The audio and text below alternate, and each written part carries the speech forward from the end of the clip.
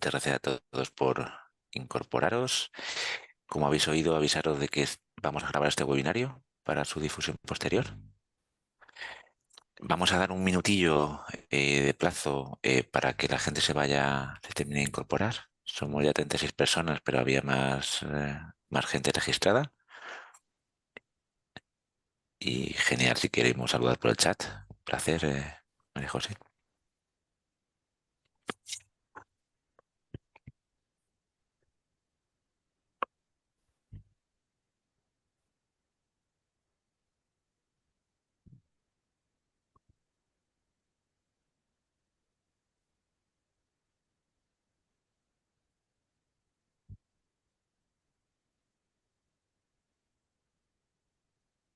Bueno, como parece que el ritmo de incorporaciones ha bajado, si os parece, vamos empezando.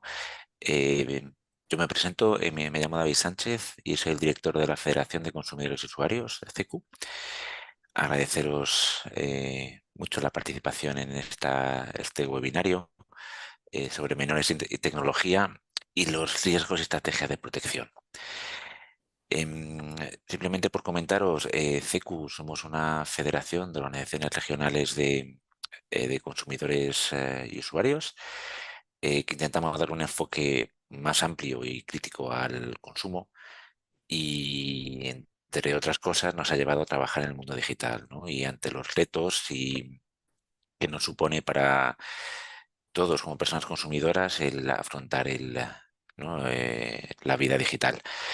Em, Hemos trabajado tanto desde cómo podemos incorporar la perspectiva de protección del consumidor en el desarrollo de la inteligencia artificial hasta, bueno, cómo posicionar al consumidor en los mercados y en los servicios digitales, ¿no? Y siempre con la premisa de que todo lo que no sea legal en el mundo real tampoco puede ser, ¿no? O sea, todo lo que sea ilegal en el mundo real no puede, también tiene que ser ilegal en línea y tenemos que tener el mismo nivel de protección.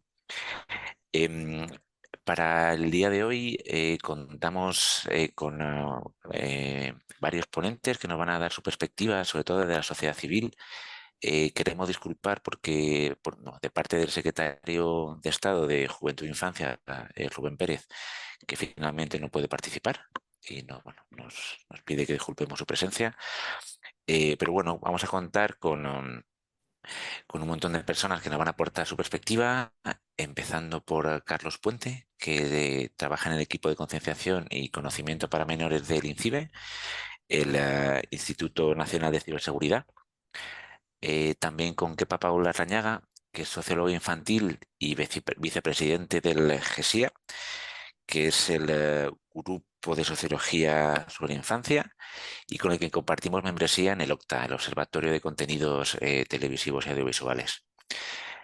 También con mi compañera Anabel Karina Arias, que es la responsable de Derechos Digitales en CECU, y con Beatriz Martos Vergara, que es responsable de campañas de derechos humanos en Amnistía Internacional.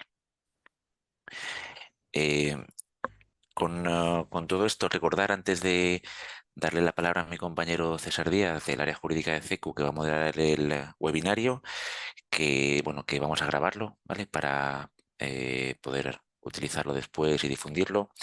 Y que el miércoles repetimos con otro webinario al mismo horario en el que, bueno, abordaremos otras perspectivas de esta problemática. Y, y sin más, pues yo le pasaré ahora a César.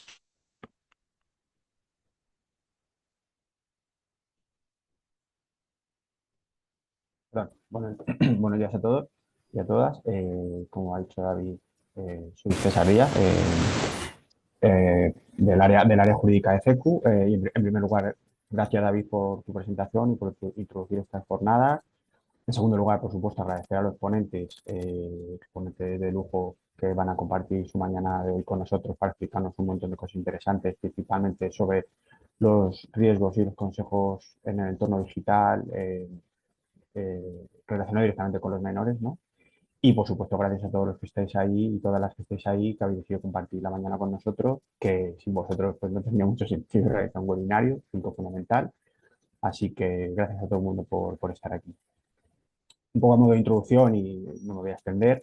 Os voy a contar un poco en qué consiste nuestro proyecto No Clame Reclama, en el que está enmarcado estos webinarios y el proyecto de este año que tiene que ver con el entorno digital de los menores. Pues bueno, No Clame Reclama es un proyecto que tiene una función muy básica que es un poco enseñar a las personas consumidoras cómo reclamar. Entiendo que todos y todas os habéis visto alguna vez en la situación de tener que hacer una reclamación y no saber qué hacer o llamar por teléfono o poner una reclamación y que os hagan caso, que nos deniguen la reclamación. Es como reclamar no vale para nada porque no se hace caso, ¿no? Entonces nuestro objetivo un poco era decir a la gente cuál es su derecho y por otra parte decirle cómo hay que hacer una reclamación, es decir, todo el proceso hasta el final, ¿no? Para que así pues la gente no se frustrase y realmente consiguiera que sus derechos sean respetados, que en el fondo es más fácil de lo que parece, lo que pasa es que no conocemos todo el mundo ese procedimiento, entonces ese era el objetivo. Para eso tenemos una web, se llama noclamereclama.org, ahora la vamos a renovar, pero igualmente se puede consultar y toda la información está actual y vigente. Contamos con una app, descarga gratuita en iOS y en las plataformas de Google y Apple, también igual con toda esta información disponible para todo el mundo. ¿Por qué estamos aquí y por qué este proyecto, ¿no? El entorno digital de los menores? Bueno, como decía David al inicio, desde CECU queremos un poco ampliar la perspectiva del consumo, básicamente basada en los contratos de telefonía, de vivienda, de compra de un vehículo, el derecho de garantía, ¿no? Un poco queremos traspasar esa línea, ir un poco más allá, que estamos convencidos de que eso absolutamente es importante para los consumidores y les afecta, ¿no? Entonces, pues en esta línea estamos trabajando en la sostenibilidad, el greenwashing, en los derechos de los consumidores básicos, como el derecho a la vivienda y como el derecho al transporte, pero como derecho básico, ¿no? Como un derecho que debe garantizar. Y en esta línea consideramos que el entorno digital y los peligros que ahí podemos encontrar, sobre todo las personas vulnerables, es muy importante y de ahí pues estamos aquí hoy y nos veremos también el miércoles, como ya ha comentado David. Además, en este proyecto, como lo compartiremos, hemos redactado una guía muy interesante sobre todo lo que charlaremos estos 2 días y unas infografías también con información, un poco de resumen muy buena y muy fácil de, compartir, de consultar. Y finalmente, las próximas semanas realizaremos una campaña en redes sociales un poco para difundir todas las ideas que se presentarán aquí estos días, ¿no? Y un poco también para concienciar a través de las redes sociales, que ya sabéis que al final es el entorno principal donde nos movemos todos. Así que por mi parte voy a dar ya parte a los ponentes, que es la parte interesante. Únicamente recordar que tenemos 15 minutos cada ponente, un poco para respetar el horario. Y a las personas que estáis al otro lado escuchando, que sepáis que podéis trasladar cualquier consulta a través del chat del Zoom y que luego al final de la charla les trasladaremos para que respondan vuestras dudas. Ya no me enrollo más y doy la palabra a Carlos Puente del Centro de Seguridad de Internet para Menores de Edad del INCIBE. Estupendo. Muchísimas gracias, César. Muchas gracias, David, a Anabel, a todos los compañeros y a esta organización estupenda. Para hablar de los riesgos de Internet en el ámbito del menor, pues me gustaría compartir una brevísima presentación que nos apoye un poquito. Porque normalmente cuando hablamos de menores y de tecnología nos solemos enfocar en los riesgos, pero creo que también es muy útil el ampliar un poco la perspectiva. En primer lugar, a modo introductorio, ¿por qué estamos aquí? ¿Por qué hablamos desde INCIBE, desde el Instituto Nacional de Ciberseguridad, sobre el mundo del menor, sobre las familias? Pues bien, porque estamos operando el Centro de Seguridad en Internet para personas menores de edad en España dentro de la estrategia europea por una Internet mejor para los menores, Better Internet for Kids, y alineados con las redes de colaboración internacional de InSafe y de InHope, incluyendo el ámbito de concienciación para los menores, para las familias, para los educadores, otros profesionales que están trabajando con menores, una línea de ayuda que es fundamentalmente esta entrada del teléfono 017, teléfono de ayuda gratuita y confidencial en cuestiones de ciberseguridad, y una línea de denuncia de contenidos de abuso sexual contra personas menores de edad, lo que llamamos la hotline de INCIBE. Aparte, INCIBE tiene la potestad, la competencia de ser el CER de referencia para el sector privado en nuestro país. ¿Qué significa eso? Que es la entidad que nos va a apoyar tanto a las empresas como a cualquier ciudadano, incluyendo, lógicamente, los menores, las familias, los educadores, en cualquier tipo de incidente relacionado con la ciberseguridad. Con este contexto, pues vamos a pasar ya a lo que nos preocupa, y es ¿qué sucede con nuestros menores y la tecnología?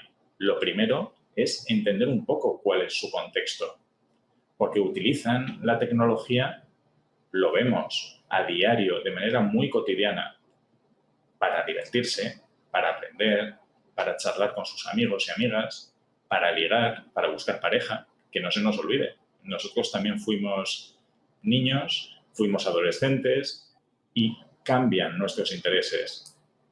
De cara a las familias, una de las reflexiones que nos gusta hacerles es pensar de forma proporcionada. ¿Qué edad tiene nuestro hijo o nuestra hija? ¿Habitualmente toma buenas decisiones o tiende a meter la pata, tiende a reaccionar de forma impulsiva? ¿Puedo confiar en, si yo le pido algo, que lo haga? ¿Utiliza un dispositivo propio o los comparte dentro de nuestra casa? ¿Los tenemos en conjunto? ¿Tenemos algún tipo de supervisión? ¿Estamos pendientes? ¿Hablamos, dialogamos sobre la tecnología? Bueno, porque es tan importante en nuestro papel de padres y madres el tener esa visión, el entender un poco más allá el uso tecnológico. Y también, muy importante, hacernos conscientes de cómo varía la comunicación cuando estamos cara a cara, en persona, que me encantaría estar viéndoos cara a cara. Bueno, respecto a la comunicación online, que también tiene sus ventajas. Ahora, por ejemplo, nos está permitiendo estar aquí juntos, dialogando sobre este tema tan interesante desde todos los lugares del país. Tenemos una distancia física que nos permite salvarla, pero por otra parte nos genera una mayor dificultad para empatizar con la otra persona con la que nos comunicamos. Tenemos esta inmediatez, recibimos un mensaje y tenemos esa prisa por contestar inmediatamente. Bueno, no necesariamente. La comunicación no verbal en un mensaje de texto muchas veces se pierde. Podemos apoyar con emojis, podemos apoyar con stickers, pero hay mucha información que se nos pierde. Todas estas características de la comunicación en persona y online varían un poquito. Os conviene que seamos conscientes de ello. ¿Qué sucede con la permanencia de contenidos? Cuando yo comparto algo a través de Internet, digamos que, entre comillas, se queda en Internet. ¿Podemos retirarlo? A veces sí, y a veces pues, resulta verdaderamente complicado. O si estamos comentando con algo con alguien cerca nuestro, puede que se vaya difundiendo y se genere el rumor. Si lo hacemos a través de Internet, de las redes sociales, va a correr muchísimo más rápido, va a hacerse mucho más viral. Esto no se nos puede olvidar cuando estamos tratando de educar a nuestros hijos, a nuestras hijas, sobre las cuestiones de la comunicación online. Claro, vinculado al motivo por el que estamos hoy aquí, ¿qué nos preocupa del uso de la tecnología con los menores?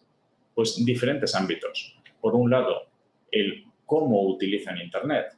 Y aquí podemos hablar de problemas o de riesgos relacionados con la pérdida de privacidad, cuando nos estamos sobreexponiendo a través de Internet, cuando estamos compartiendo mucho contenido, cuando estamos utilizando continuamente la tecnología hasta que llega un momento que nos afecta a nuestra vida cotidiana o nos limita en nuestras actividades, o cuando nos estamos haciendo pasar por otra persona. Tenemos situaciones de suplantación de identidad, sexting, cuando estamos en esta pérdida de privacidad en el ámbito de imágenes íntimas.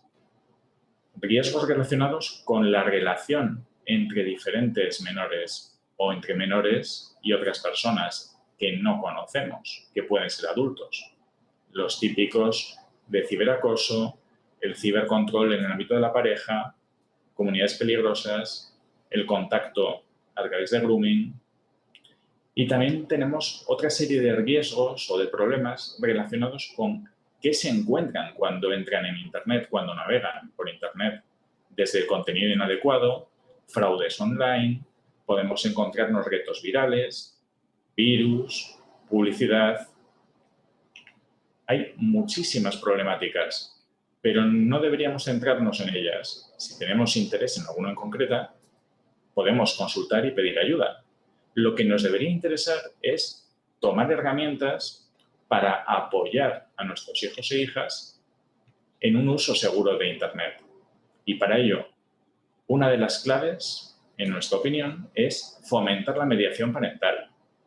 Es el estar pendiente, algo tan simple como combinar estas estrategias activas y restrictivas que conforman una buena estrategia de mediación parental. Estrategias activas como estar supervisando lo que hacen día a día en Internet.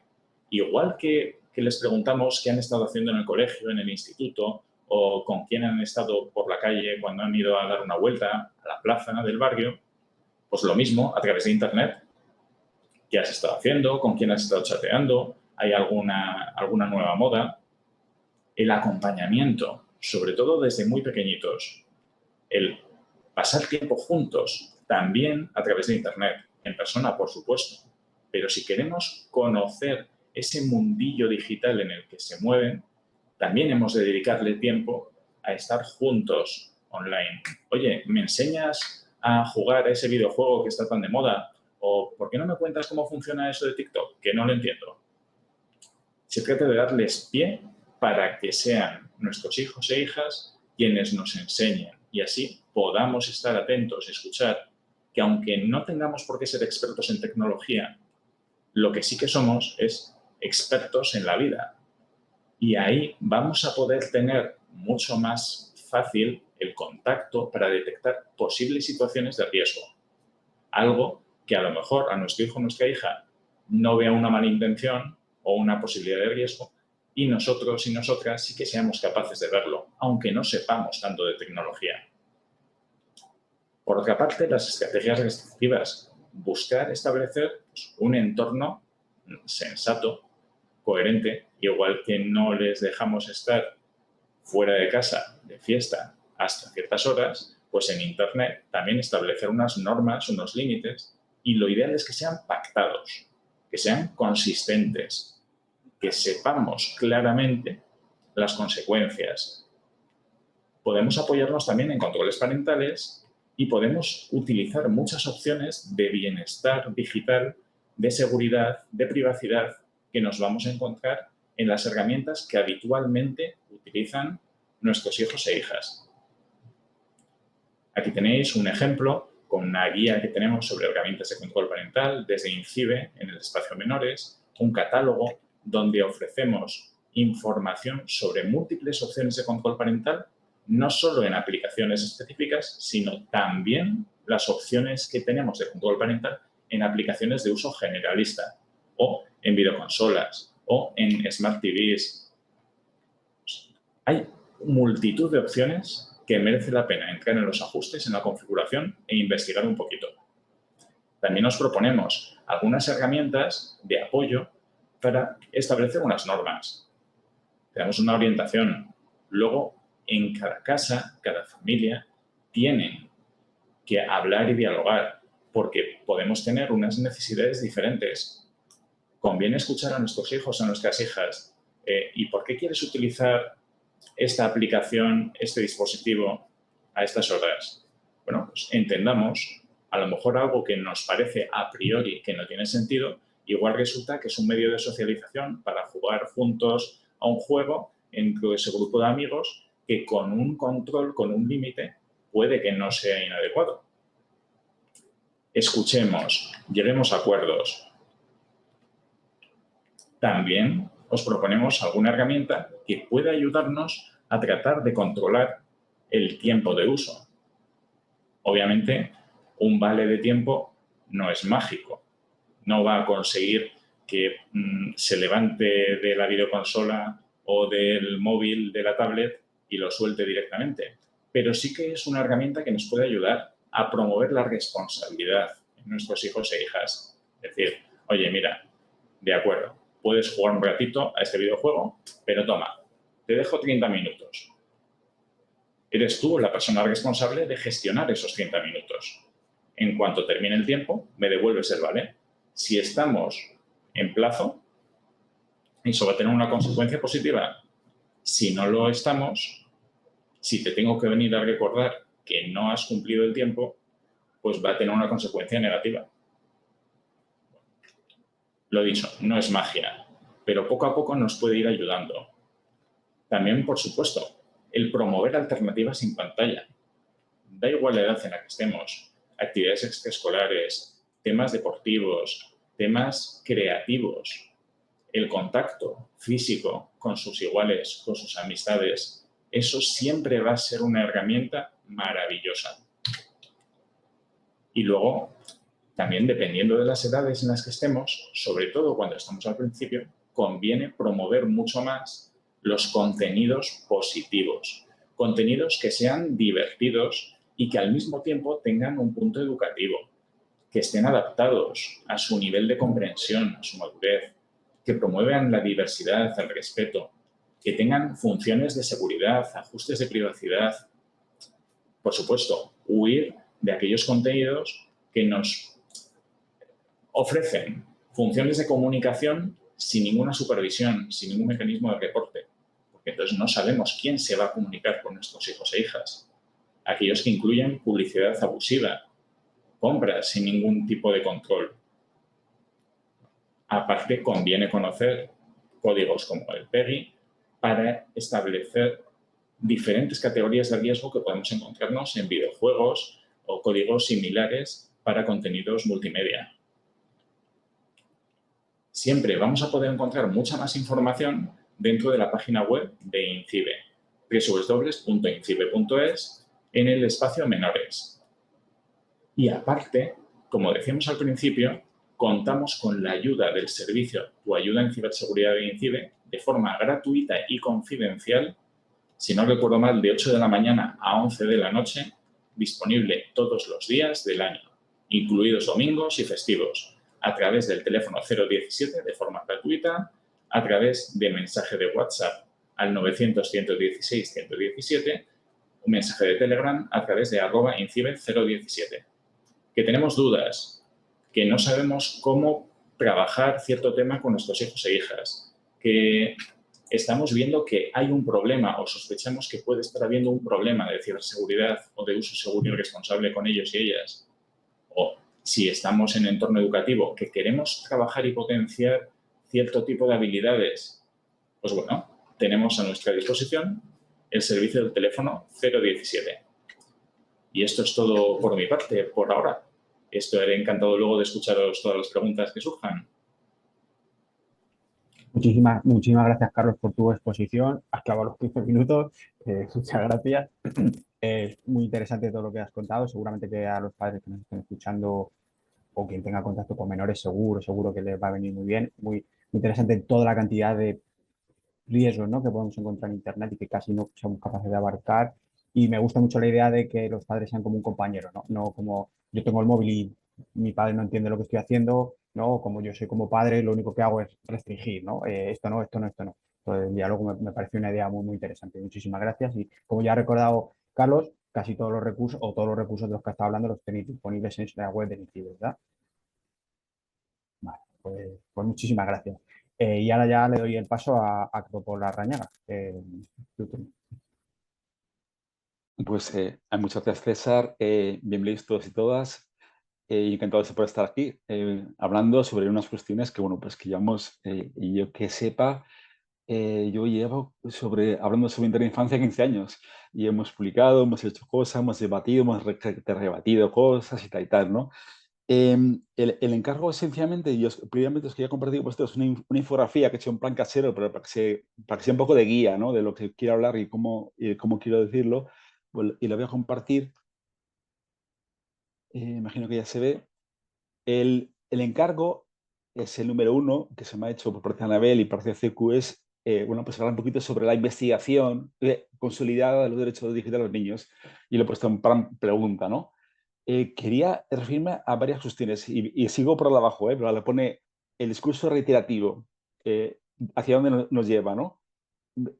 Mi punto de vista y lo que quiero hacer aquí es generar debate, y para generar debate hay que tener una posición crítica o una posición divergente o una posición alternativa, que es lo que también Anabel me incluía en el propio epígrafe de mi comunicación, ¿no?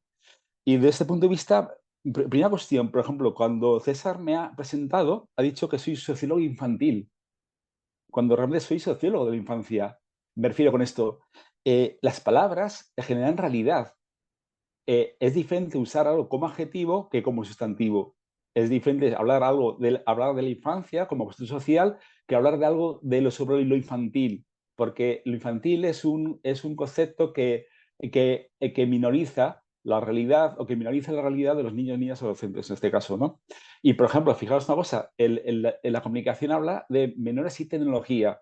Tecnología puede ser una cosa muy dispersa, pero el concepto de menores, nosotros abogamos desde el Grupo de Sociología y Infancia y Adolescencia la superación de este concepto. Aparte de ser un adjetivo que realmente no explica la realidad de los niños, niñas y adolescentes en absoluto, y pensamos que no tenemos que referir al sujeto de derechos, que es el niño.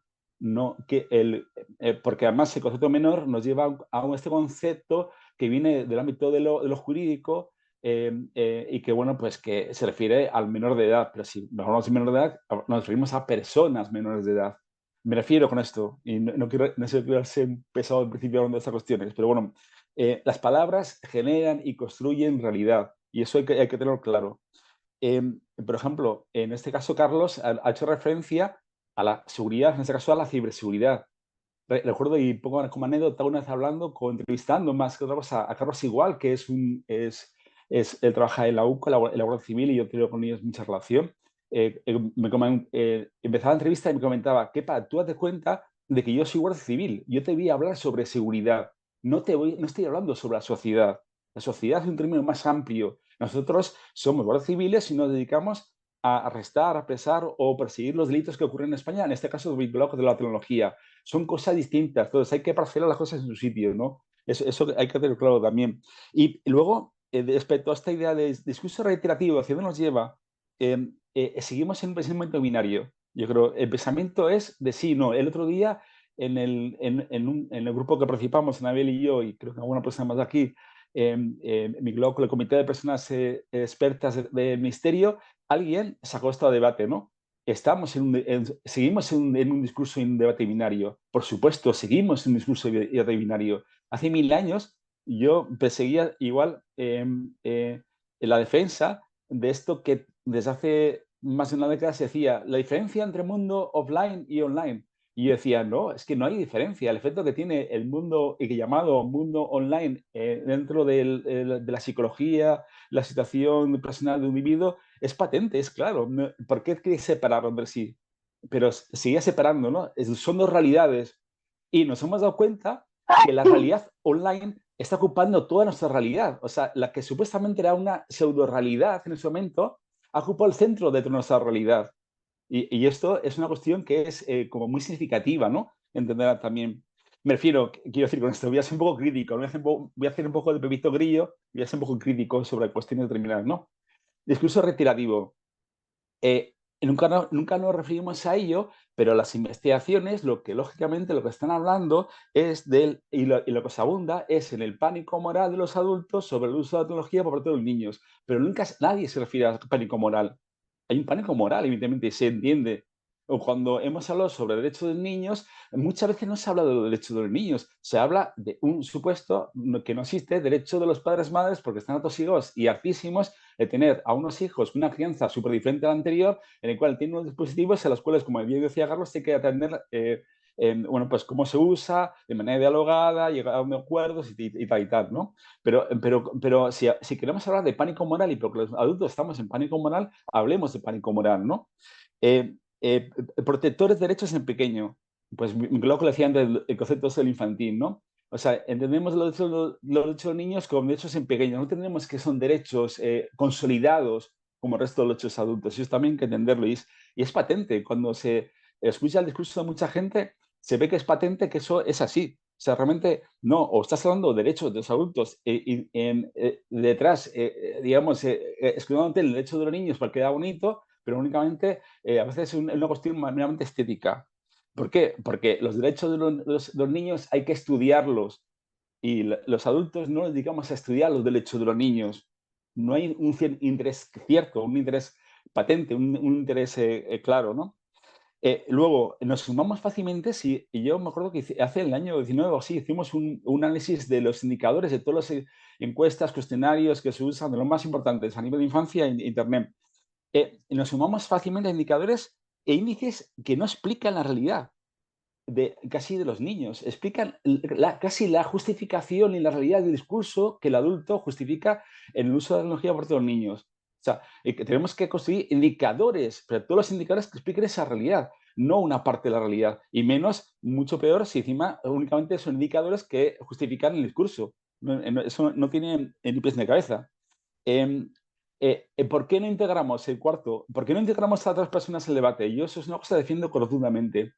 Tenemos que integrar a otras personas en el debate. No se puede estar con un discurso que ocasiona que queremos excluir o restringir que las personas estén en el debate. Los niños, niñas, adolescentes tienen que estar en el debate. No queda más remedio que estén en el debate. Porque, como decía Carlos, es una forma también de dialogar y hablar con ellos. Y aquí hay una cosa que es muy significativa. Lo que ocurre que normalmente cuando hablamos de riesgos individualizados en el sujeto. Evidentemente, hablamos de los egos, del yo personal de cada cual y cómo a nivel de yo personal, uno pues afecta, ¿no?, el uso de la tecnología. Pero nunca entendemos por qué no ir a un concepto más establecido a nivel más social, que yo lo denomino ethos, que es cómo lograr, en esencia, en el debate, que realmente exista procesos de reflexión. Eh, por ejemplo, las cuestiones de derechos, la que se repite la ética, evidentemente, la ética no se aprende con un sermón. O sea, eso es imposible. Nadie aprende ética con un sermón. La ética se aprende reflexionando y debatiendo en grupo, en conjunto. Todos aprendemos ética de esa manera. La ética no es matemática, no es algo que se pueda enseñar a otro como si fuera una acción matemática. Eso es totalmente falso. La ética no se aprende así. La ética se aprende porque negamos a las personas el debate y pueden reflexionar nosotros sobre las cuestiones que queremos reflexionar. Es cuando se construye la ética. ¿Por qué? Porque la ética es reflexión, es un acto performativo, nada más que eso. Pero si la gente no está incluida en el debate, no está en los actos performativos. Y si pensamos que igual tiene que estar excluidos, pues jamás estarán en los debates performativos, en procesos reflexivos. Y eso que es súper importante, y yo mismo lo defendí en mi propia tesis. ¿Por qué no se es útil el discurso sobre riesgos, donde el discurso donde el riesgo es el elemento clave? Yo creo que ahí es una pregunta que es bastante principal, ¿no? ¿Por qué pensamos que el elemento clave es el riesgo en el discurso? ¿Por qué pensamos que este es el elemento clave? Pueden existir otro tipo de elementos claves, otro tipo de elementos claves, otro tipo de conceptos clave, pero todo abunda sobre el concepto de riesgo. Evidentemente, de la misma manera, pero es que, bueno, si aplicamos lo mismo en mi madre que tiene 77 años, nos vamos a encontrar en situaciones muy parecidas a cualquier tipo de ciudadano que tiene ciertas competencias o más aminoradas o más importantes, ¿no?, sobre el uso de tecnología. Pero realmente no las tenemos, ciertamente no las tenemos. Y la primera, y luego que eso viene más por arriba, pero la primera de todas es la que no conocemos, es que no sabemos programar. Si no sabemos programar, no sabemos comunicarnos con el lenguaje de máquina que tiene que tener la inteligencia artificial. Estamos en una situación muy aminorada o de mucha vulnerabilidad dentro de un entorno digital que realmente, bueno, pues va a ir de cabeza a la inteligencia artificial, ¿no? Generamos elementos para motivar y fundamentar la exclusión social. Eso, ya, esa me la paso, César, que ya lo he dicho antes, si no, ya me quedo sin tiempo. ¿En cuál es la solución? Pero la solución es ir contra los usuarios vulnerabilizados. O sea, pensamos que la solución es ir contra usuarios vulnerabilizados. Yo creo que, sinceramente, voy a usar palabras gruesas, eso es una vileza, sinceramente. O sea, la solución no es ir contra usuarios vulnerabilizados, porque es más sencillo de realizar, sino la solución quizá habrá que tenderla, y miro a CECU porque es una organización que se dedica al consumo y a los usuarios y consumidores, será atender de qué manera las grandes corporaciones o sea, nos están, digamos, ejerciendo un colonialismo digital, en esencia. Quizá la solución vaya más por ahí, ¿no? El otro día escuchaba a Mara España en el grupo decir una cosa que yo me hacía un tanto drástica, pero me parecía interesante de escucharla y observarla, porque decía, abundamos en el mensaje, en el discurso sobre cuestiones vinculadas con la educación o cuestiones vinculadas con la sensibilización, con la concienciación de uso de la tecnología, ¿no? Pero, y decía ella, pero claro, pero es que eso también, eso es una cuestión que compete a las grandes empresas tecnológicas, es decir, yo también lo hago, me sumo a ese reto, ¿no? Fácilmente. Y decía, quizá estas cuestiones de sensibilización sobre cuestiones de capacitación o tecnología, tenemos que dar una vuelta, ¿no? En ese sentido, ¿no? Porque al fin y al cabo, si pensamos que las grandes corporaciones es las que están haciendo o bloqueando para que realmente emerja una sociedad digital mucho más adecuada, porque sea más utilizar las aplicaciones, porque puedan existir menos riesgos y tal y tal, y tal, no estamos yendo en el camino, el sendero para que se sepa lograr esta cuestión, ¿no? Nos estamos, y luego, bueno, ¿cuál es, para mí la cuestión principal en el sentido, cuál es el debate de fondo? Que es también como el tema que decía antes del pánico moral, ¿no? Es como queremos hablar de una cosa en la cual nunca nos referimos a ella. Si el debate de fondo finalmente, y pensamos que la situación anómala en la cual estamos es porque hay unas organizaciones, empresas, plataformas, o como queramos llamar finalmente, que realmente ejercen un monopolio y ejercen un poder inmenso sobre la forma como estamos usando un territorio, un espacio que llamamos espacio digital, en el cual ellos son los grandes constructores de espacio digital, porque tienen las herramientas de construcción de su espacio digital, porque tienen las herramientas de los programadores para que construyan su espacio digital. Entonces, ese es un problema que es muy significativo e importante, pero podemos situar ahí el debate de fondo. Pero si el debate de fondo es ese, si ese es el debate de fondo, es que estamos yendo contra el fondo de nuestra forma de concebir la vida. O sea, que es el neoliberalismo o el gran consumismo que tenemos o el capitalismo actual global o como queremos llamarle. Pero ese es el debate de fondo. Pero si queremos hablar de algo, no podemos hablar a escondidas de algo. Tenemos que referirnos directamente a esa cuestión. Eso yo creo que es totalmente cabal y necesario. Por ejemplo, y miro a Anabel, en el comité de personas expertas hemos hecho un diagnóstico de 200 y pico páginas y no es conclusivo, porque el debate profesional no es conclusivo sobre esta cuestión. No concluye en casi nada. O sea, únicamente es descriptivo y cada cual describe su parcela de terreno. Y antes de la reunión del seminario hablaba con Abel y ciertamente, y lo diré ya después, si lo comparte conmigo esta idea, ¿no? Cada cual construye su parcela de terreno. Yo también, en parte, estoy intentando construir mi parcela de terreno aquí, ¿no? Y hablando de mis cosas, ¿no? Pero bueno, y realmente vemos que lo que hay es un gran debate social sobre esta cuestión, pero no es ciertamente conclusivo. Nos cuesta mucho llegar a acuerdos e inclusiones sobre estas cuestiones. Reitero una cosa que me refiero antes al tema de ¿por qué no generamos reflexión conjunta sobre las cosas? ¿Por qué no generamos espacios y lugares donde las personas humanas podamos reflexionar sobre las cosas y podamos llegar a acuerdos? Y esto es tenemos un concepto de vida que lo único que hace es fortalecer el individualismo. Y eso está clarísimo. Yo lo veo esa cuestión clarísima. Fortalecemos el individualismo, estamos en contra de las cosas más colectivizadas, digamos, más grupales colectivizadas, y fortalecemos el propio individualismo. Y esto nos lleva pues, a casi nada. Es un desastre en el sentido, porque si el fomento no es la inclusión, sino la exclusión de la gente de los debates y de las formas y los espacios en los cuales podemos tratar cuestiones en conjunto, pues eso es un problema muy grave, ¿no? Y luego quería reiterar, que lo he dicho también, anclaje en el colonialismo digital. O sea, lo que sí yo creo que es que existe un colonialismo digital porque existen unas empresas que están colonizando esa gran parcela del espacio digital que vivimos, que básicamente, como decía antes, es el lugar central que ha ocupado nuestra vida, eso que antes llamábamos lo online, ¿no? Como pensando que era un reducto diferente o aislado del mundo, ¿no? Y esta parte central del mundo que vivimos pues tiene un anclaje, o sea, está anclado en un colonialismo digital que está manejado por ciertas organizaciones, y eso es evidente. Pues mi consigna final, la respuesta después de decir todas estas cuestiones, Anabel, Es que la investigación consolidada digital ahí consiste en una investigación consolidada o no, de qué manera la consigna, yo creo que hay que romper el marco. Y yo creo que tenemos que empezar a enmarcar algo para romper ese marco. Yo creo que es fundamental.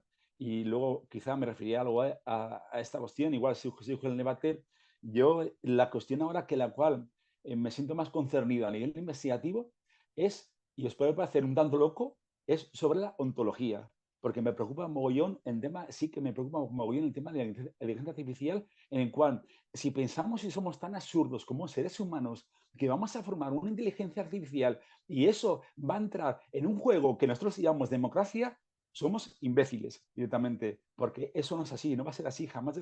Y encima va en contra de la tesis fundamental que yo defiendo. Si mi tesis fundamental que yo defiendo es decir, oye, que tenemos que generar espacios en el cual tenemos que conversar conjuntamente, que en esa conversación tenemos que incluir a todo el mundo y tal y tal.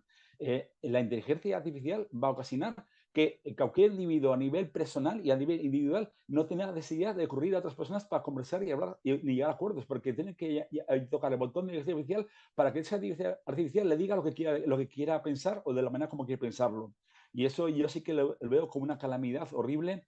Y el debate de fondo, y justamente el otro día estaba, bueno, por parte de GESIA, porque estamos en A3Media con un tema de expertos sobre el tema de la filtración médica informacional, y lo decía el propio consejero delegado de A3Media, que el debate de fondo al final está en la democracia.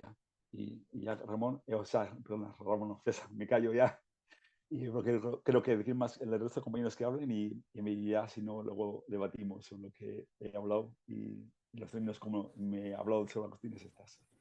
Bueno, muchas gracias, Kepa. Muy interesante. Al final, tu reflexión final, ¿no? Lo que has dicho al final es como el debate está de democracia, ¿no? Pues esto va de democracia, ¿no?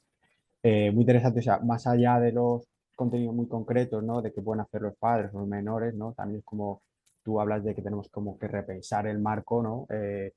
Y ver desde dónde tenemos que afrontar, ¿no? Y tener todo muy claro y ver desde dónde tenemos que afrontar esto y ver qué opciones, ¿no? Y qué soluciones adoptamos en un poco de construyendo el marco y volverlo a, ¿no? a crear. Muchísimas gracias. Espero que si nuestros el público tiene alguna pregunta, pues que la ponga en el chat y luego al final lo comentamos. Vale, muchísimas gracias. Y ahora voy a pasar la palabra a mi compañera de la Federación de Consumidores y Usuarios, Ana Karina Arias, responsable del área digital de FECU.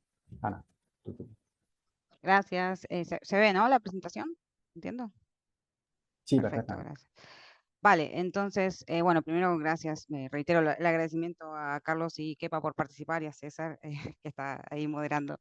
Vale, yo voy a empezar un poco repitiendo por qué este proyecto de manera rápida y creo que un poco recogiendo lo que decía Kepa, que nos parece súper interesante, la idea de este proyecto es un poco, creo que para comenzar a plantearnos el marco, como decía Kepa, hay que empezar un poco por atrás, que es sensibilizar en esta materia, y creo que la intención de este proyecto es esa. Por eso nosotros hemos detectado algunas cuestiones, como por ejemplo que hay una alta exposición de Internet por parte de los menores, los que los pone a determinados riesgos.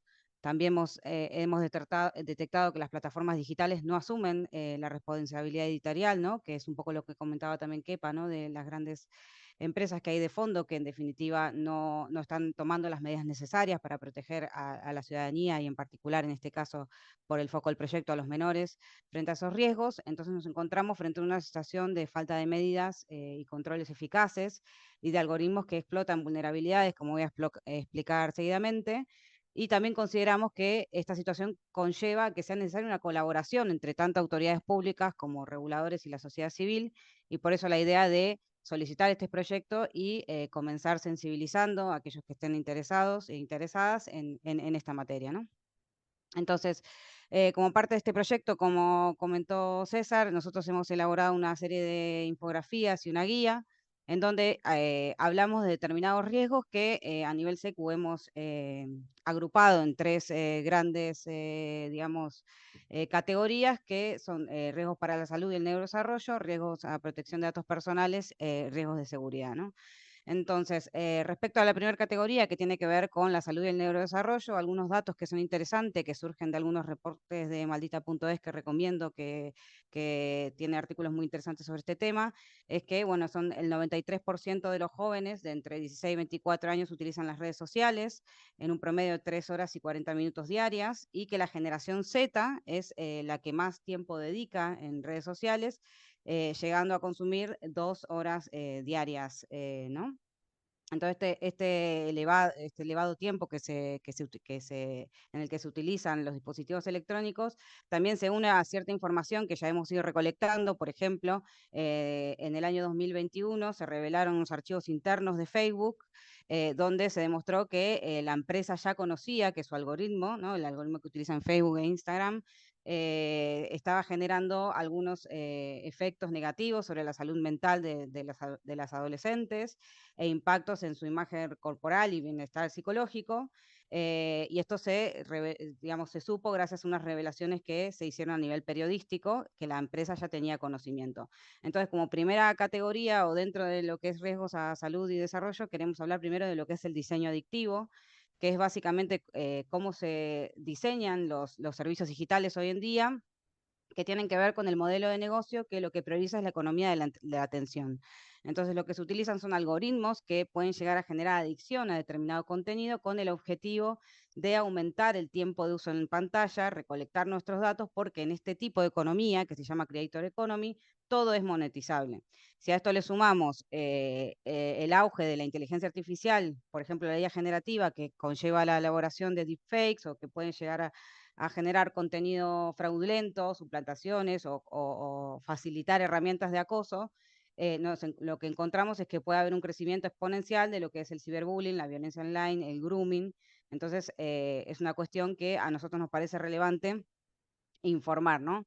Entonces, ¿cuáles son las consecuencias que pueden tener para las personas menores lo que es el diseño adictivo? Es que básicamente están expuestos a contenido que puede llegar a ser dañino, y esto puede tener efectos negativos a la atención, el rendimiento escolar y el bienestar general. Y también hay una cuestión de la que se aprovechan en las redes sociales o en Internet en general, que es la explotación del anonimato, ¿no? Que uno se puede esconder detrás de una pantalla y no necesariamente revelar su identidad. Y estas herramientas también facilitan la desinformación, que, conectando un poco con lo que decía Kepa, también esto puede llegar a tener impacto sobre la democracia, pero es para otro webinario. Entonces, hay un estudio interesante que yo ahí, este PPT lo vamos a compartir, y ahí pongo la fuente de donde saco la información, que es un blog de una coalición de la que sé que somos parte, que se llama People vs. Big Tech, donde ponen los resultados de un informe que se hizo sobre Douyin, que es el TikTok de China. Y básicamente lo que mencionan es que se hicieron escanes cerebrales a estudiantes universitarios, y se reveló cierta actividad adictiva al ver videos personalizados. También se determinó que en caso de exceso de uso en TikTok, está vinculado lo que es la pérdida de la memoria, que puede llevar a la depresión también, de la ansiedad o al estrés, y que las redes sociales utilizan patrones de recompensa que son similares a los juegos de azar, ¿no? Entonces, básicamente lo que fomentan es un consumo pasivo para mantener a los usuarios en bucles repetitivos, sin que se produzca lo que se llama como fricción o un punto de decisión, ¿no? Una pausa para decidir si se sigue consumiendo ese contenido o no, sino que se fomenta este consumo pasivo. Otra cuestión que hemos identificado como un riesgo, que también está relacionado con diseño adictivo, pero hemos decidido calificarlo aparte, es lo que es la exposición a contenido inapropiado o ilícito, que también ha mencionado Carlos en su presentación. Que aquí lo que tenemos es que no existe etiquetado en redes sociales, como por ejemplo podría existir en lo que es el contenido audiovisual clásico en la televisión. Entonces es difícil restringir, ¿no?, determinado contenido al que pueden acceder los menores, y eso fomenta que no haya un control efectivo, ¿no?, para evitar esta exposición. Existen herramientas que estarían destinadas para evitar este tipo de contenido, como por ejemplo son los sistemas de verificación de edad o control parental, que también ha mencionado Carlos, pero aquí hay algunas cuestiones que no son tan positivas, porque los sistemas de verificación de edad tenemos a la industria que un poco es reticente a implementarlos y los que se implementan son manifiestamente insuficientes. Nos referimos, por ejemplo, a cuando uno se va a hacer una cuenta en TikTok, le pregunta la edad.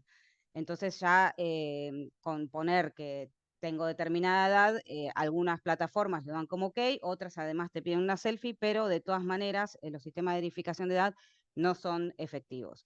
Y luego están los controles parentales, que básicamente son herramientas para poder, por ejemplo, filtrar determinado contenido o poder supervisar a qué contenido acceden las personas menores, pero lo cierto es que o sea, tienen baja operatividad, entre otras cosas porque no se conocen mucho estos controles parentales y además son complejos de utilizar, que también es algo que, por ejemplo, desde SECU hemos tenido la postura de que la industria tiene que tener un rol más activo en, por ejemplo, fomentar la información de que existen estas herramientas y facilitarlas para los padres y madres, ¿no?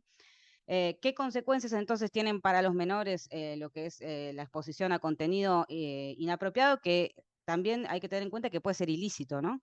Es que, bueno, este tipo de contenido, que puede ser contenido violento, pueden fomentar el acceso a drogas, incluso pornografía o a juegos online, lo que termina impactando es en el desarrollo afectivo, sexual, psicosocial y neuronal de las personas menores, y esto puede ocasionar problemas a la salud física y mental, ¿no? Por ejemplo, algún ejemplo de contenido inapropiado que también recomiendo que se vea este artículo de maldita.es, tiene que ver con el caso de TikTok y videos que promueven trastornos alimentarios, ¿no? Entonces, básicamente es un estudio que hizo, una investigación que hizo Maldita, donde demuestran que TikTok fomenta este tipo de contenido de trastornos de la alimentación o de pérdida de peso de manera peligrosa, de forma constante, ¿no?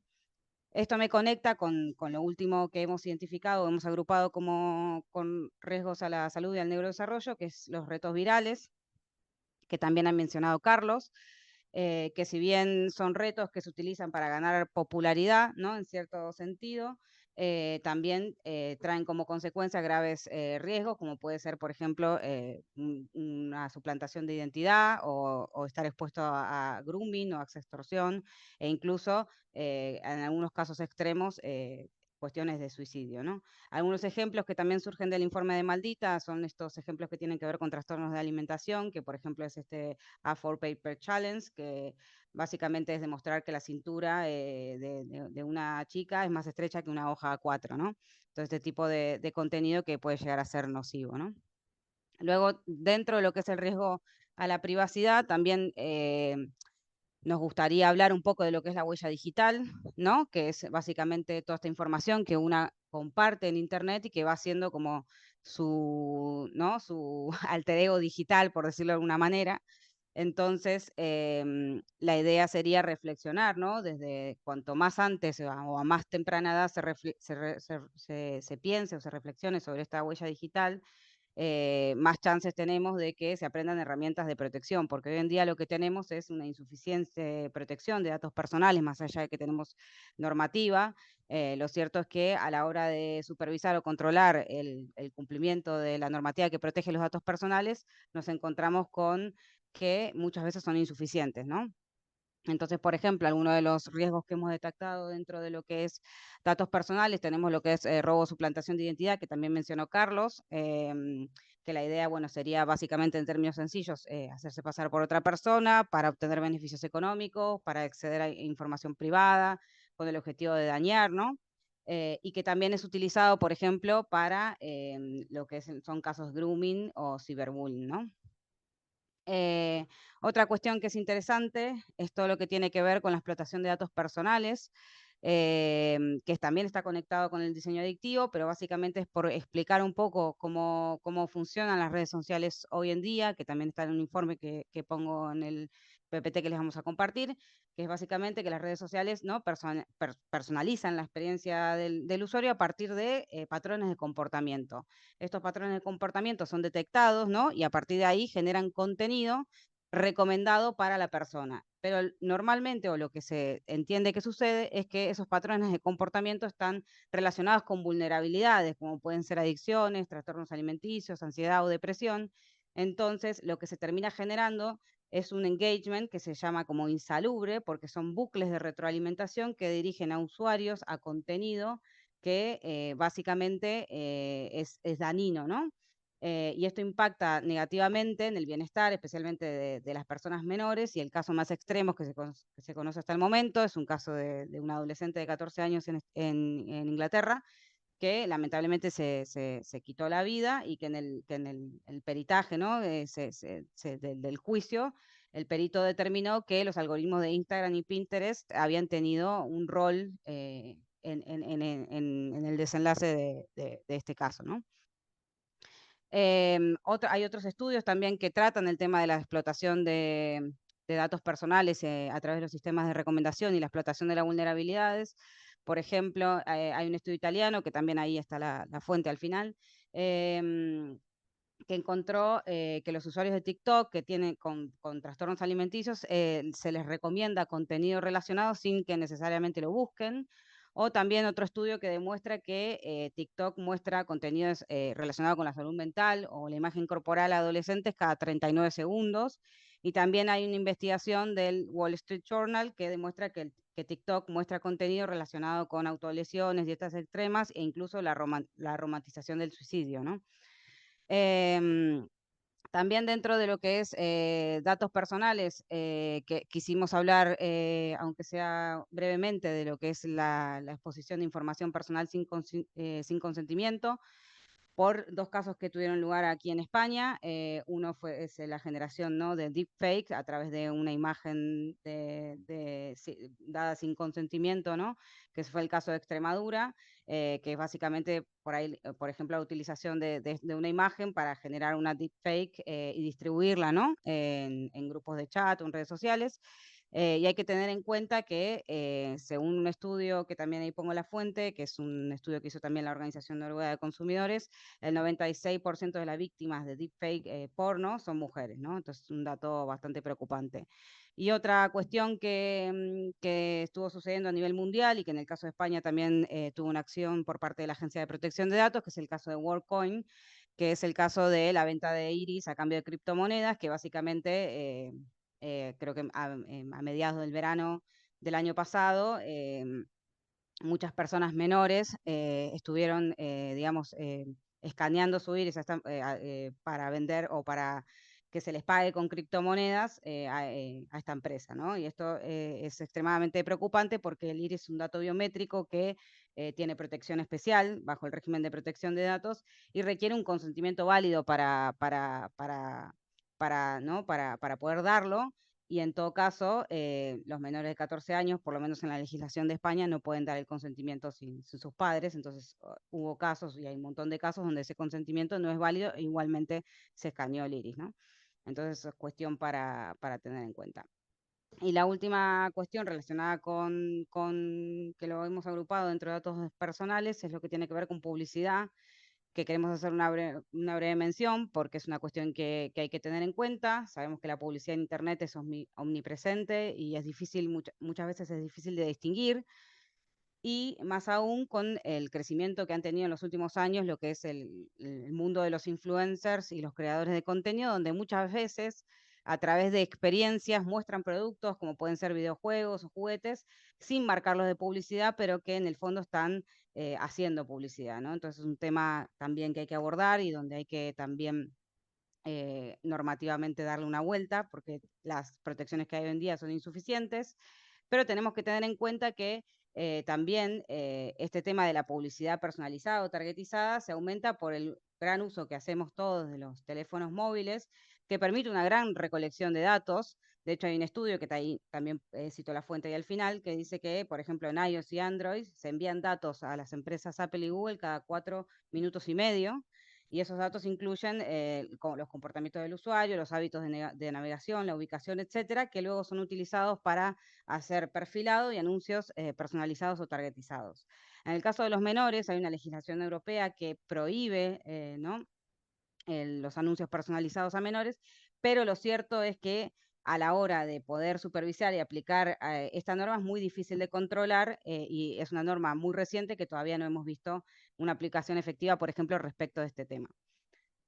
Y por último, por hacer una mención, que igual me remito a lo que explicó Carlos, no nos tenemos que olvidar, más allá de que hemos dedicado gran parte de esta presentación un poco a explicar cómo funcionan los algoritmos y la explotación de vulnerabilidades y el diseño adictivo y qué son estos conceptos, tampoco nos tenemos que olvidar que existen otro tipo de riesgos, como son los riesgos técnicos de seguridad, como por ejemplo el malware o el phishing, que son, bueno, básicamente programas maliciosos que se pueden descargar, por ejemplo, a través de un chat en una red social o un chat en un videojuego, o el phishing, que básicamente bueno, es utilizado por ciberdelincuentes para robar información personal, o por ejemplo para llevar a cabo una suplantación de identidad, etcétera, que también son links maliciosos que se pueden compartir a través de chat de redes sociales o de videojuegos, donde también es necesario prestar atención.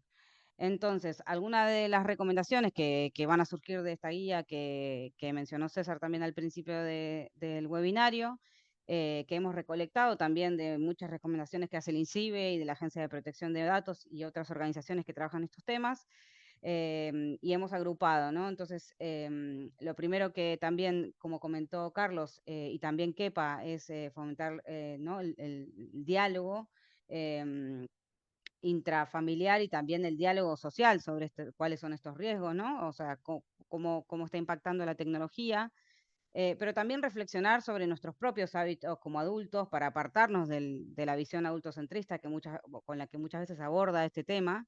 Entonces, sería como la doble vertiente de educar sobre estos riesgos, pero también reflexionar sobre cómo nosotros nos relacionamos con la tecnología, para también fomentar un diálogo y la confianza para establecer acuerdos, como mencionaba Carlos, sobre cómo utilizar estos dispositivos, sobre cómo gestionar la actividad en línea o la privacidad, por qué es recomendable, por ejemplo, hacer cuentas privadas, etcétera.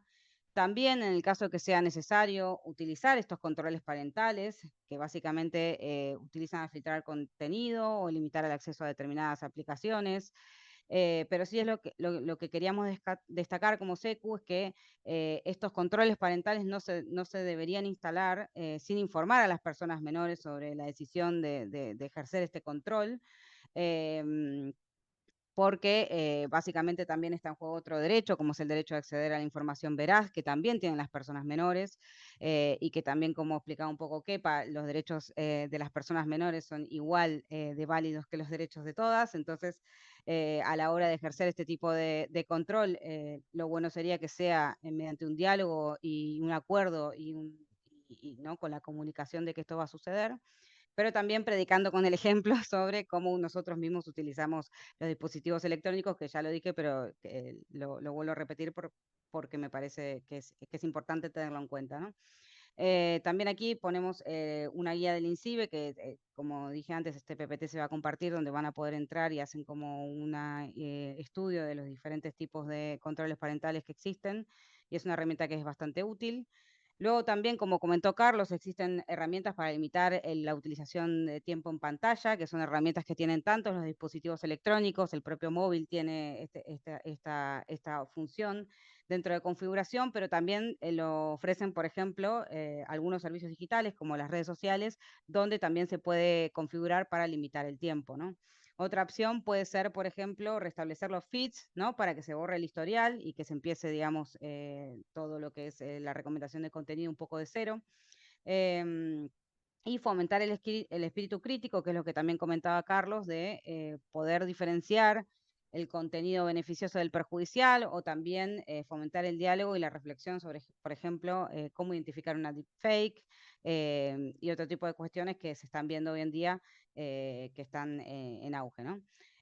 También es recomendable respetar la edad mínima recomendada, pero de todas maneras hay que tener en cuenta que la edad mínima recomendada en las redes sociales, por ejemplo, es menor de lo que permite la legislación española. Entonces, por ejemplo, en el caso de TikTok, creo que se puede acceder a partir de los 13 años, pero bueno, en el caso de España necesita el consentimiento de los padres. De todas maneras, como expliqué antes, esto tendría que ser acompañado con sistemas de verificación de edad, pero que hasta el momento no son válidos ni efectivos. Entonces es una cuestión que se puede saltar rápidamente mintiendo sobre la edad o con algún otro tipo de herramientas que para los adolescentes sería fácil, ¿no? detectar. Y luego no queríamos dejar de mencionar la importancia de denunciar hechos que puedan afectar la seguridad y el bienestar de las personas menores, y es de lo que tratará el próximo webinario del miércoles, que explicará mi compañero César. Pero frente a hechos graves es muy importante denunciar a las autoridades competentes.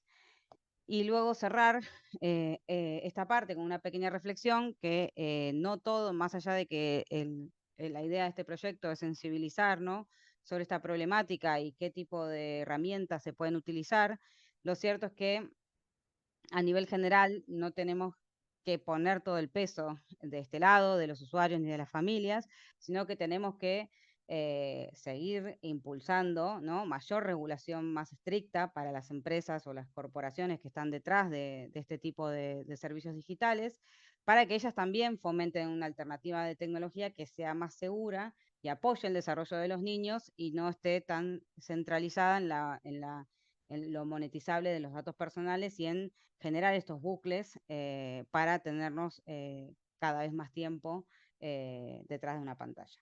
Y con esto ya cierro y le devuelvo la palabra a mi compañero César. Gracias. Muchísimas gracias, Ana, por tu exposición. Has bajado a tierra todo el tema, ¿no?, de la charla, y la verdad es que da un poco de vértigo, ¿no? Me imagino algunos padres que no conocieran ¿no?, lo que pasa en Internet, como preocupados. Y igual, ¿no? Es como muy bestia. Pero bueno, no hay que tenerle un poco, hay que conocerlo, no tenerle miedo, tener respeto, ¿no?, un poco para utilizar las herramientas que proponía Carlos, ¿no? ¿No?, de hablar con los menores, instalar controles parentales, ¿no? Y un poco, pero sobre todo eso, ¿no?, la cultura, que también de lo que hablaba al final Ana, de un poco de cómo utilizar, que incluso primero a lo mejor tenemos que aprender nosotros primero a usar de forma responsable los dispositivos, ¿no?, y para luego poder compartirlo con los menores. Y la última reflexión que me ha gustado mucho, ¿no?, también, que un poco también, que como decía, que para que esto no depende un poco de nosotros, sino al final la industria la que maneja, los controles parentales no son muy buenos, el control de la edad tampoco, ¿no? Y a pesar de que nosotros estamos buscando herramientas para autoprotegernos de estos problemas que hay en el entorno digital, no debemos cargar con toda la responsabilidad. Nosotros tenemos que hacer lo que podemos porque tenemos que un poco pues eso, cuidar la salud de los menores, pero hay que exigir a las empresas que cumplan la normativa, que haya leyes más restrictivas y que se ponga especial cuidado a los menores, porque como decía Ana, al final este tipo de plataformas viven de que estemos todo el día conectados, con lo cual su trabajo es hacer que estemos ahí todo el día, ¿no? Y es muy complicado pelear por ello, y lo sabemos como mayores, así que con los menores es todavía más complicado. Pero bueno, muchas gracias, Ana, por tu exposición. Y ya voy a dar turno a nuestra última ponente, Beatriz Martos, de Amnistía Internacional. Tu turno. Muchas gracias, César, y muchas gracias a la invitación a CECU. Muchas gracias a todos y todas las asistentes. Quería compartir pantalla un poquito. No sé si será posible. No sé si tengo el permiso. Sí. Vale, perfecto. Bueno, yo voy a basar mi intervención en este último informe, que es el de Empujados a la Oscuridad, en el que investigamos cómo TikTok lleva a sus usuarios y usuarias a bucles o a madrigueras de las que es muy difícil salir y que amplifica problemas de salud mental previos. Pero quiero enmarcar un poquito, y de ahí el querer compartir la pantalla, que esto viene de una seguidilla de informes en los que desde Amnistía Internacional denunciamos cómo las grandes corporaciones, los gigantes de la vigilancia, como son Google, como era Facebook, ahora Meta y actualmente TikTok, basan su modelo de negocio en la recolección de datos personales de sus usuarios y usuarias, en las que además les obliga a aceptar una serie de condiciones si quieren seguir utilizando esta red social o este sistema de búsqueda como es Google, y que además son en redes sociales plataformas de búsqueda completamente masificados, y que para tratar de ganar el máximo dinero posible recolectan la mayor cantidad de datos personales nuestros para posteriormente hacer perfiles y venderlos a terceros. en un principio se los venden a esos terceros para anunciarnos publicidad para que compremos, pero no sabemos ni a qué terceras partes se los están vendiendo, ni tampoco para qué. Ahora pensamos que puede ser para incitarnos a comprar determinados productos, pero puede ser también para influir en nuestra posición política, en nuestra ideología, en nuestro voto, como ya lo hemos podido ver en distintas campañas, ¿no? Entonces, bueno, en este primer informe de Gigantes de la Vigilancia se hace un análisis de la amenaza que significa el modelo de negocio de Google y de Facebook, ahora Meta, para los derechos humanos. En estos dos informes, La atrocidad social y Sentencia de muerte para mi padre, todos estos informes los podéis encontrar en nuestra web de Amnistía Internacional. Lo que denunciamos es cómo Meta influenció en los crímenes y la limpieza étnica que tuvo lugar en Myanmar contra la minoría étnica rohingya, porque, de nuevo, en su afán de recolectar el mayor número de datos posibles, pues amplifica mensajes de odio y mensajes incendiarios sin importar las consecuencias. Lo mismo en este otro informe sobre en el conflicto en el norte de Etiopía con la población del Tigray, que es un conflicto del que casi no se está hablando, pero que está teniendo consecuencias devastadoras. Con este hemos ido a tribunales internacionales por lo mismo, por cómo Meta ha amplificado mensajes de odio e incluso cómo Meta ha permitido que se publiciten direcciones postales de personas opositoras en las que luego les estaban esperando para lincharlos o para incendiar sus casas. Y por último, bueno, con toda la crisis humanitaria que se está dando en Gaza y ahora también en Líbano, cómo se ha coartado la libertad de expresión en estas plataformas. No obstante, quiero centrarme en este último informe y por eso voy a dejar de compartir pantalla. Y bueno, mucho de lo que voy a compartir ya lo ha compartido previamente Anabel, así que no quiero repetirme tanto y quiero ser breve.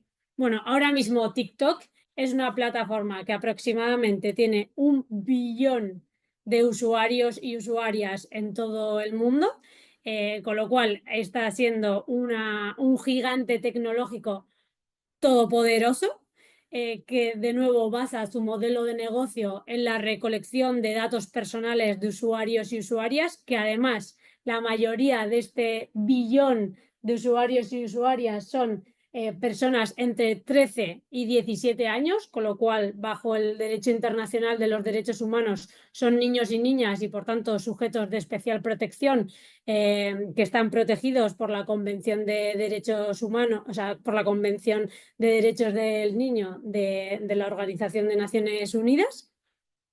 Y además, los dos países con mayor número de usuarios son Kenia y Filipinas. Estos dos países además se caracterizan por tener una gran población juvenil. Así como en España la pirámide poblacional está invertida y la población está muy envejecida, en los países del sur global, o de la mayoría global más bien, como Kenia o como Filipinas, donde además la legislación es mucho más débil y es mucho más laxa, es donde estas plataformas, en concreto TikTok, se están aprovechando más de esta debilidad de la legislación para recolectar datos de los millones de niños y niñas que viven en estos países.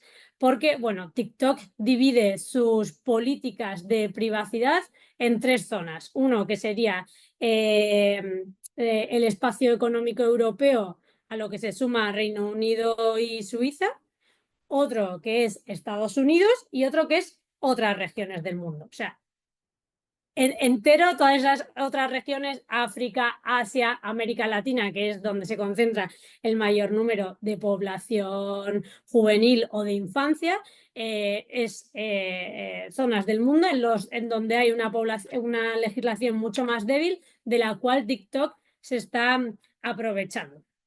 Entonces, bueno, estas investigaciones que pueden encontrar en la página web se centran más allá de las alteraciones en el sueño o en la atención de los usuarios y usuarias, que ya ha comentado Anabel, o en cambios incluso en la estructura cerebral de los usuarios y usuarias similares a las personas que tienen adicción a las drogas. Lo que analizamos en esta investigación es cómo TikTok, de nuevo, en su afán por retenernos en su plataforma para que vayamos dejando más datos personales y por tanto aumenten sus ganancias a la hora de venderlos, están influyendo en nuestras emociones y están amplificando contenidos, y con amplificar me refiero a que el contenido sugerido te lo repiten de manera muy frecuente y te van además sugiriendo contenido similar. En este caso, contenido que idealiza las autolesiones, idealiza también el suicidio y provoca o aumenta problemas de salud mental como la ansiedad o como la depresión. Tenemos varios relatos de niños y niñas y también de jóvenes usuarios habituales de esta plataforma, en las que dicen que llega un momento en el que es imposible salir de lo que llaman además TikTok, porque TikTok les está recomendando de manera permanente vídeos en los que, bueno, pues se romantiza, pues eso, las autolesiones, por ejemplo, muchos cortes o contenido muy depresivo. Que si, por ejemplo, tú ya tienes problemas de salud mental previos o estás pasando por una mala racha, cuanto más se te repita este tipo de contenido, más va a empeorar tu estado de salud mental. Todo esto con el fin de influenciar en nuestras emociones y de que además nos provoque una curiosidad o una familiaridad que nos haga quedarnos más tiempo en la plataforma y por tanto ir recolectando mayor cantidad de datos, ¿no? Esto, por supuesto, tiene consecuencias en los derechos humanos de los usuarios y usuarias, que, repito, son la mayoría niños y niñas y, por tanto, sujetos de especial protección. Y además de estar vulnerado el derecho a la salud, considerando que el derecho a la salud no solo es la salud física, sino también la salud mental, pero también derechos como el derecho a la privacidad y a la intimidad, porque este tipo de plataformas conllevan una intrusión en nuestra vida privada que en ningún caso puede ser ni necesaria ni proporcional.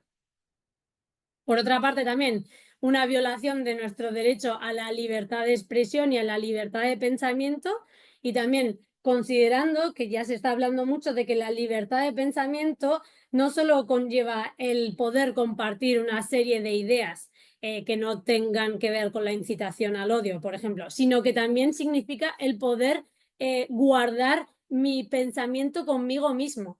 Porque en el momento que yo le doy like a contenido, por ejemplo, LGTBIQ+, o a contenido político de algún tipo de ideología, la plataforma ya está recopilando esos datos y ya me está perfilando con esos datos, ya está haciendo un perfil de mí. Por ejemplo, niña de 14 años, bisexual, no religiosa y que le gustan las discotecas, por ejemplo.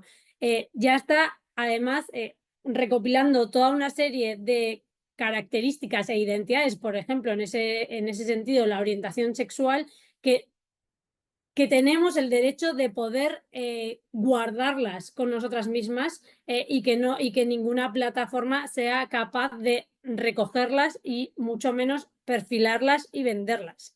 El derecho a la igualdad y la no discriminación, en este sentido me refiero, por ejemplo, a los informes que les he comentado anteriormente de cómo en estas plataformas se difunden muy rápidamente mensajes que amplifican el odio, mensajes que amplifican la discriminación, mensajes incendiarios, y que esto va en detrimento, por supuesto, de minorías étnicas, de minorías religiosas, de población LGTBIQ+, de población en situación de discapacidad, etc. Esto en cuanto a derechos humanos, derecho internacional de los derechos humanos se refiere, pero es que además también tenemos los principios rectores de la ONU de empresas y derechos humanos, que esto obliga a las empresas a tener una debida diligencia. Con debida diligencia me refiero a que las empresas, antes de sacar cualquier producto al mercado, tienen que hacer una evaluación exhaustiva de los riesgos que puede producir ese producto, desde su diseño hasta su comercialización y en toda su cadena de valor. Y estas consecuencias pueden darse tanto en los derechos humanos como en el medio ambiente. Todo el tema del medio ambiente y de recursos naturales como el consumo de agua para guardar todos estos datos, de esto ya no estoy hablando, que esto ya también daría para otro webinario. De Tu nube seca mi río, por ejemplo, que hay organizaciones que ya se están movilizando en torno a la relación entre tecnología y escasez de recursos naturales como el agua, sino que me refiero a que, por ejemplo, TikTok, Meta, Google no han hecho esta debida diligencia, es decir, no han hecho un examen exhaustivo de cuáles son las consecuencias de sus plataformas, tanto en los derechos humanos como en la salud, que también es un derecho humano, y por sobre todo de niños y niñas. Esto, como además he repetido antes, en la Unión Europea estamos muchísimo más protegidas que en el resto del mundo. Y de hecho, en ese sentido, tenemos una ley que, por supuesto, es mejorable, pero que está sirviendo de ejemplo al resto del mundo, que es la Ley de Servicios Digitales. Es una ley europea que, gracias a la cual se prohibió, por ejemplo, en su momento la salida al mercado español y francés de TikTok Lite. No sé si recuerdan cómo era esa plataforma. Era una plataforma que, más allá de todos los mecanismos de adicción que tiene la plataforma TikTok normal, esta te iba premiando según pues, cuánto tiempo pasaras la plataforma, cuántas veces compartieras contenido, cuántas veces dieras like, cuántas veces siguieras a influencers. Te iba dando puntos que luego ibas a poder canjear por productos en plataformas de venta online. Esto para fomentar aún más el tiempo que pasamos en esta plataforma. Bueno, gracias a la Ley de Servicios Digitales se prohibió. En España se ha prohibido, en Francia se ha prohibido, no estoy segura de si en otros países europeos también se ha prohibido, pero en otras regiones del mundo, repito, donde hay más población juvenil o más infancia, no se ha prohibido. Entonces, bueno, lo que estamos pidiendo desde Amnistía Internacional, para resumir muy mucho, porque los informes los podéis encontrar en nuestra página web, es que TikTok debe de dejar de personalizar nuestros anuncios sugeridos o nuestro feed o nuestro muro en base a la información que está recopilando de los usuarios y usuarias.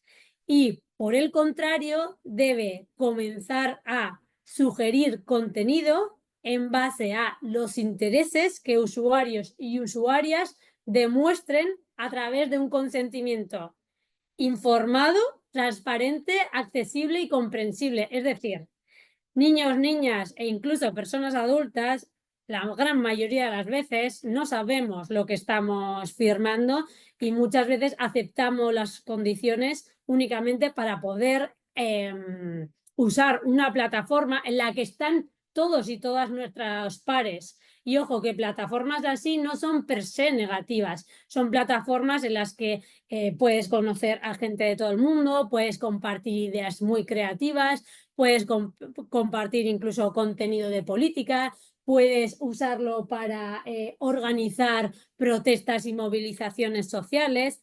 O sea, que este tipo de plataformas también da mucho espacio a que se concrete y se materialice el derecho a la libertad de expresión. El problema radica en cuando estas empresas tratan de sacar lucro, por tanto tratan de que pasemos el mayor tiempo posible en estas plataformas y por tanto tratan de sacarnos contenido que nos afecte a las emociones para que demos like, compartamos, etcétera, y así puedan sacar más información de nosotras. Pero lo que pedimos es que este tipo de plataformas, en este caso en concreto TikTok, deje de hiperpersonalizar los anuncios y los contenidos en base y por defecto a lo que a la extracción de datos que realizan, que permitan que podamos elegir qué clase de contenido queremos ver a través de un consentimiento accesible, con palabras, con frases, con contenido que niños, niñas, que puede ser en acompañamiento de sus padres, madres, tutores, en acompañamiento de otras personas adultas, puedan entender que eso es muy importante y dar su consentimiento. Y que este tipo de plataformas realmente establezcan el principio de la debida diligencia, que repito, es hacer un análisis exhaustivo de cuáles son las consecuencias de sus productos, tanto para los derechos humanos como para el medio ambiente. Esto, muy grosso modo, pueden encontrar toda la información en nuestra página web y yo quiero acabar aquí para poder dar también paso a preguntas e inquietudes que pueda tener el público. Muchas gracias, Beatriz. Muy interesante lo que cuentas, ¿no? De tener en cuenta el enorme poder que tienen estas grandes corporaciones, ¿no? Para condicionar, ¿no? Comportamientos y problemas, ¿no? Sociales y la cantidad enorme de datos que recopilan y que muy bien no sabemos qué hacen con ellos, ¿no? Como bien has expuesto, o sea, a nivel mundial, ¿no? Es decir, nosotros estamos aquí un poco centrados en la Unión Europea, con nuestra legislación, y tenemos problemas, ¿no? Con nuestra legislación porque nos parece poca, pues como te has expuesto ya en países donde la legislación es menor, o sea, es menos exigente, al final los problemas se intensifican, ¿no? Como bien has ejemplificado, ¿no? con los informes, y que al final has contado lo mío un poco más intenso, pero como los problemas que contaba Ana, que pasan aquí, ¿no? Pero todavía con más intensidad. Entonces, estas compañías, como decíamos, es verdad que nosotros tenemos que tener herramientas, pero estas compañías, ¿no? Estas grandes corporaciones se tienen que exigir que respeten los derechos humanos y los menores, ¿no? Como mínimo, ¿no? Así que nada, muy bien, muy interesante tu exposición. Aparte que no hay muchas preguntas, por no decir que no hay, no sé si la gente está un poco asustada, preocupada o bueno, al final es un montón de información muy interesante y bueno, entiendo que ¿no? Un poco bueno, complicada, ¿no? Que no sé si, bueno, si estos próximos días, si alguien nos quiere escribir sin ningún problema. ¿Qué más comentar? Que hemos puesto la guía que ha realizado CQ en el chat, por si alguien la quiere descargar. Y poco más. Solo pedir bueno, ya en las próximas semanas, como hemos anticipado, lanzaremos una campaña en redes sociales que invitamos a todos nuestros ponentes y al público que ha asistido hoy a que la comparta, y que la vea, que la comparta. Y recordarles ya para acabar, si no hay ninguna pregunta ni nada que añadir, pues que el miércoles, como ha indicado, como ha explicado antes, tendrá lugar el segundo webinario, que irá sobre derechos y cómo reclamar un poco en estas plataformas. Y poco más que dar las gracias a todo el mundo. Si tenéis algo que añadir, David, Ana, los ponentes, Carlos, Pepa. César, Dime. buenas, soy Ainhoa Orrantia de la OMIC de Tolosaldea. Me gustaría hacerle una pregunta a Beatriz. Vale, vale. Cuando ha comentado Beatriz que, bueno, pues eso, que TikTok lo que hace es incentivar bueno, momentos de tristeza o romantizar el suicidio, yo lo que no acabo de ver, bueno, de entender es qué hay detrás de eso. ¿Hay un interés por parte de las industrias farmacéuticas en vender medicación para la depresión? ¿Qué puede haber detrás de todo eso? Hola, Ainhoa, pues esto sí que no lo tenemos investigado en Amnistía Internacional. Lo que sí, de hecho, aprovecho para contar algo que quería contar y que no me ha venido a la cabeza en ese momento, es la metodología. La metodología para llevar a cabo esta investigación se hizo creando cuentas, se crearon cuentas automatizadas y manuales, tanto en Kenia como en Estados Unidos y Filipinas. ¿vale? Y en estas automatizadas y en estas manuales, pues se iban poniendo distintos grados de interés en cuestiones de salud mental. Y se vio que finalmente en absolutamente todas, independientemente de la cantidad de interés que esa cuenta automatizada o manual, que eran falsas y que simulaban ser niños y niñas de 13 años, siempre aparecían contenidos relacionados con la salud mental, pero ojo, que estos contenidos de salud mental no estaban producidos por ninguna organización o por ningún doctor o doctora, por ningún psiquiatra, por ningún psicólogo o psicóloga, sino que eran todo contenido en principio hecho por usuarios y usuarias en las que se romantiza el suicidio, pues vais a encontrar ejemplos en los informes, pero pues cuando te das cuenta de que siempre has sido lo último en la vida de todas las personas y que realmente nadie te quiere, cuando quieres terminar con todo, cuando crees que lo más fácil sería que todo acabase y ya no sufrir más. Este tipo de contenido repetido una y otra vez. ¿Qué fin puede tener esto si hay farmacéuticas detrás? Pues eso ya no lo sabemos. Lo que sí sabemos es que este tipo de contenido engancha. Engancha porque va directo a nuestras emociones. Y lo que va directo a nuestras emociones nos moviliza. Y eso hace pues, que le podemos dar a like o que estemos un ratito más viéndolo y la plataforma también se queda con ese dato de que tú has estado más segundos, por ejemplo, viendo un vídeo y no lo has pasado rápidamente. Entonces, la plataforma entiende algorítmicamente que ese vídeo te ha gustado, entonces te recomienda vídeos similares. Entonces, claro, imagínate estar viendo continuamente vídeos que te están diciendo que lo mejor que te puede pasar en tu día es desaparecer porque nadie te quiere. Entonces, si tú estás pasando una mala racha o tienes problemas de salud mental previos, esto tiene consecuencias muy, muy perjudiciales. Muchas gracias, Beatriz. César, ¿me permites? Sí, claro. No, bueno, Ainhoa, nada, respuesta Ainhoa, porque creo que pues interés, oye, que sé que es una cuestión igual, más bien de mi acervo personal, lo que a mí me ha ocurrido, ¿no? Yo, una reunión con Google, con unos directivos de Google en España, nada más que empezar la reunión dijo que claro, Google es una empresa que se dedica a la publicidad. ¿Tenés claro desde el principio que Google es una empresa que se dedica a la publicidad? Y cuando digo Google, es todo de las empresas que hay en Internet. Quiero decir con esto, son empresas que se dedican a la publicidad. Claro, intentan hacer campañas publicitarias de manera distinta, alternativa, en el cual tengan un impacto máximo posible en los usuarios, eso es evidente. Entonces, desde ese punto de vista, yo creo que por eso incidía yo en una cuestión también de fondo, ¿no? Creo que en esas cuestiones vinculadas con el uso de las herramientas, tecnología, niños, adolescentes, yo creo que, visto lo visto, no hay instrucciones válidas. No pensemos que alguien nos va a dar una instrucción para hacer algo que sea válido, porque principalmente esto ocurre en un marco global. Lo decía Beatriz hace un momento y también Anabel insistía, ¿no? En que realmente esas empresas como TikTok operan no operan en España únicamente, sino operan sobre países, jurisdicciones que no tienen un desarrollo normativo como el nuestro.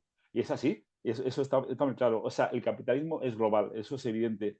Y yo por eso abogo también en ese sentido de que realmente si no queremos que nos den instrucciones, hay un debate de fondo que tenemos que hacer frente a él. Y yo creo que esto es significativo. También, y para acabar, César, el señor este de Google, de Google España, me comentó, si queremos estar en la pomada, si queremos estar en lo que realmente hacemos desde nuestras propias empresas, que son sus propias empresas, sus propias plataformas, me dijo lo siguiente: en nuestra generación, y lo comentaba desde el punto de vista laboral, en nuestra generación lo importante era saber inglés para trabajar. Ahora no. Ahora lo importante va a ser conocer y saber y manejar el lenguaje de la tecnología, que es el lenguaje de la programación. Si no tenemos esto, no nos vale ningún tipo de alfabetización. Es una cosa un tanto absurda. Nunca vamos a estar a la vanguardia de las cosas. Donde se construye la realidad es la programación. Si no conoces la programación ni no sabes buscar una manera de encontrar una programación alternativa, en el cual construir espacios virtuales alternativos a los que realmente ocurren, los que las altas grandes corporaciones están dejando y lo están construyendo.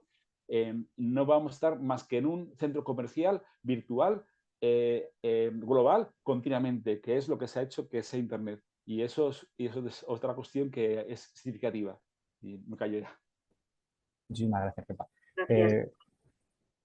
Y bueno, pediros, cafeteros, si queréis, que me estéis viendo la pantalla el QR para un poco valorar el webinario y un poco también tener feedback, saber si a la gente le ha gustado, si no, cómo podemos mejorar, ¿no? Lo agradeceríamos. También os comento que todos los ponentes han ido compartiendo informes en el chat para que, pues, si los queréis rescatar antes de que acabemos.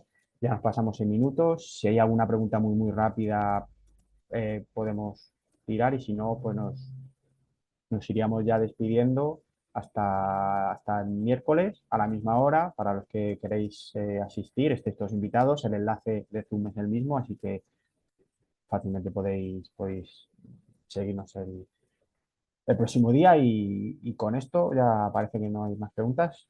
Damos por cerrado nuestro webinario de hoy. ¿De acuerdo? Muchísimas gracias a todo el mundo por asistir, ponentes y al público en general. Muchísimas gracias. Buenos días.